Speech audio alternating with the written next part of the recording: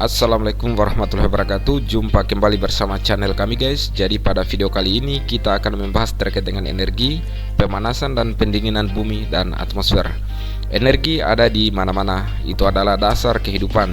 Ia hadir dalam berbagai bentuk, dapat menghangatkan rumah, mencairkan es dan menggerakkan atmosfer, menghasilkan kejadian cuaca sehari-hari. Ketika energi matahari berinteraksi dengan atmosfer bagian atas, kita melihat energi bekerja dalam bentuk lain, yaitu tampilan cahaya berkilauan dari langit atau aurora.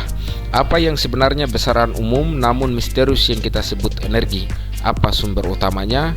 Bagaimana cara bumi menghangatkan dan memberikan kekuatan pendorong bagi atmosfer kita? Dan dalam bentuk apa ia mencapai atmosfer kita sehingga menghasilkan tampilan yang mempesona seperti aurora?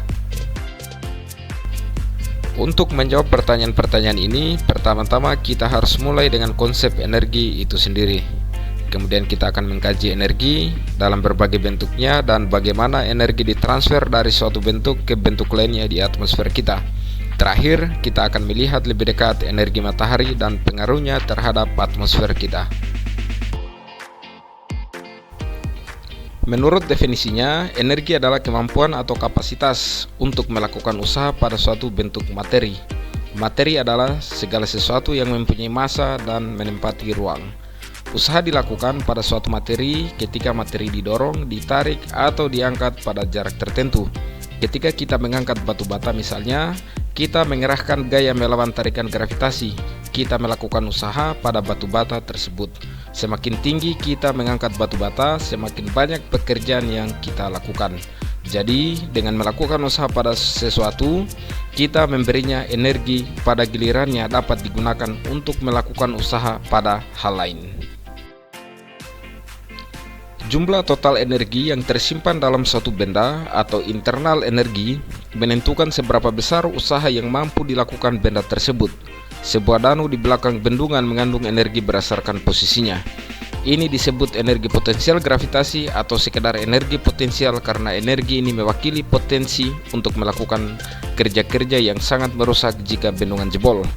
Energi potensial suatu benda sama dengan massa benda dikali percepatan gravitasi dikali tinggi benda di atas permukaan. Volume udara yang berada di atas mempunyai energi potensial yang lebih besar daripada volume udara yang berukuran sama tepat di atas permukaan. Fakta ini terjadi karena udara di atas berpotensi tenggelam dan memanas melalui atmosfer yang lebih dalam. Suatu zat juga mempunyai energi potensial jika ia dapat melakukan usaha ketika terjadi perubahan kimia. Jadi, batu bara, gas alam, dan makanan semuanya mengandung energi potensial kimia. Setiap zat yang bergerak mempunyai energi gerak atau energi kinetik. Energi kinetik suatu benda sama dengan setengah massanya dikalikan kecepatan kuadrat. Akibatnya, semakin cepat sesuatu bergerak, semakin besar energi kinetiknya. Karenanya, angin kencang memiliki energi kinetik lebih besar daripada angin sepoi-sepoi. Karena energi kinetik juga bergantung pada massa benda, air dengan volume yang sama dan udara dengan volume yang sama mungkin bergerak dengan kecepatan yang sama. Namun karena air mempunyai massa yang lebih besar, maka energi kinetiknya lebih besar.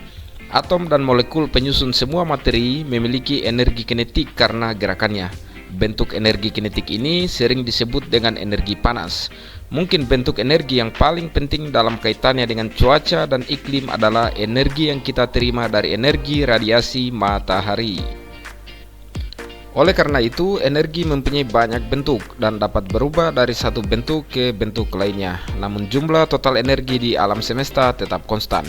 Energi tidak dapat diciptakan dan tidak dapat dimusnahkan.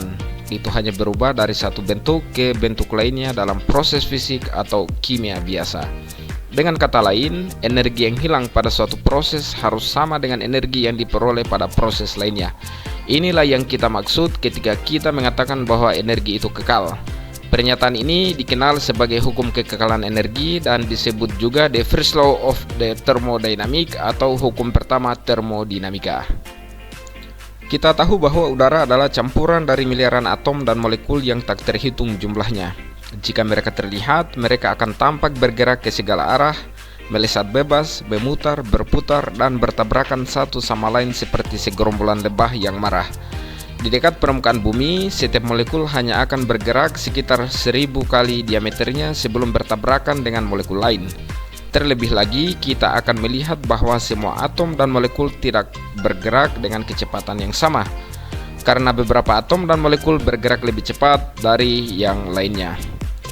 Suhu udara atau zat apapun adalah ukuran energi kinetik rata-ratanya. Sederhananya, suhu adalah ukuran kecepatan rata-rata atau gerakan rata-rata atom dan molekul, di mana suhu yang lebih tinggi berarti kecepatan rata-rata yang lebih cepat. Sekarang, bayangkan kita sedang menyeruput secangkir teh panas di atas rakit kecil di tengah danau. Teh memiliki suhu yang jauh lebih tinggi dibandingkan danau, namun danau mengandung lebih banyak energi internal karena terdiri dari lebih banyak molekul. Jika secangkir teh dibiarkan mengapung di atas air, teh akan cepat dingin. Energi yang berpindah dari teh panas ke air dingin karena perbedaan suhu disebut panas atau heat. Pada hakikatnya, kalor adalah energi yang mengalami proses perpindahan dari suatu benda ke benda lain karena adanya perbedaan suhu di antara keduanya. Setelah panas dipindahkan, panas disimpan sebagai energi internal. Bagaimana proses perpindahan energi ini dilakukan? Di atmosfer, panas berpindah secara konduksi, konveksi, dan radiasi. Perpindahan panas dari molekul ke molekul dalam suatu zat disebut konduksi. Secara umum, semakin besar perbedaan suhu, semakin cepat pula perpindahan panasnya. Perpindahan panas melalui pergerakan massa suatu fluida seperti air dan udara disebut konveksi. Perpindahan panas jenis ini terjadi pada cairan dan gas karena keduanya dapat bergerak bebas dan memungkinkan terjadinya arus di dalamnya. Segala sesuatu yang suhunya di atas 0 mutlak, tidak peduli seberapa besar atau kecilnya, memancarkan radiasi. Oke, itu aja guys yang dapat kami sampaikan pada video kali ini. Tetap dukung channel kami dengan komen, like, and subscribe. See you next time.